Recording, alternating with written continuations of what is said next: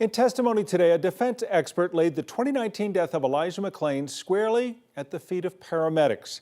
It was paramedics, not police, who injected McClain with the sedative ketamine after officers had subdued and restrained him. That testimony came as the defense began its case in the trial of Aurora police officer Nathan Woodyard. Woodyard was the first officer to confront McClain after a 911 caller reported he was wearing a mask and seemed sketchy. He was not armed. He was not breaking the law. Investigative reporter Kevin Vaughn was in court today, and he joins us from Brighton. Kevin. Kim, in the first trial related to Elijah McClain's death, defense attorneys for two other officers called no witnesses. It was a very different scene today in this trial. Over 2 weeks, jurors heard the prosecution's version of events. That after Aurora police officer Nathan Woodyard put Elijah McClain in a carotid neck hold, the man's oxygen level dropped. The acid in his body spiked, and he vomited and then inhaled some of it, a process called aspiration. Anyone who aspirates is going to cough like crazy.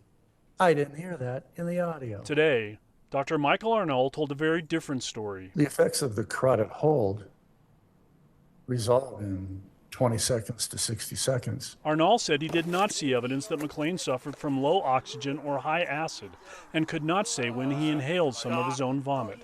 And he concluded that neck hold played no role in his death. The carotid hold is a common hold in judo, the martial art judo. The records for judo go back into the 1880s, 140 years ago.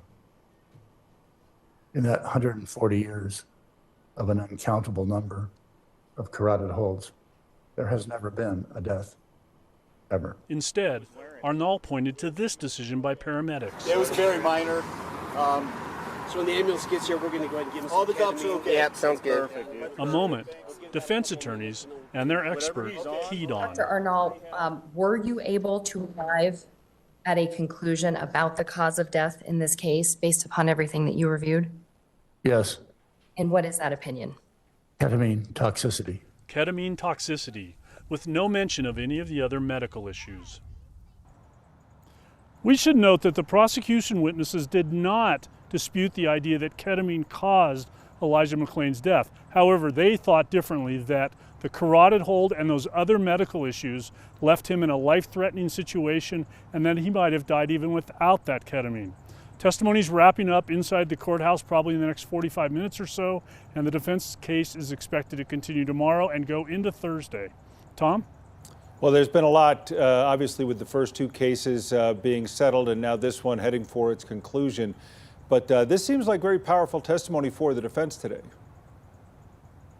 It was. The prosecution scored some points on cross-examination. They got the doctor to acknowledge that those medical issues were possible, just that he couldn't conclude that they actually occurred during that time that he was being subdued and restrained after police confronted him.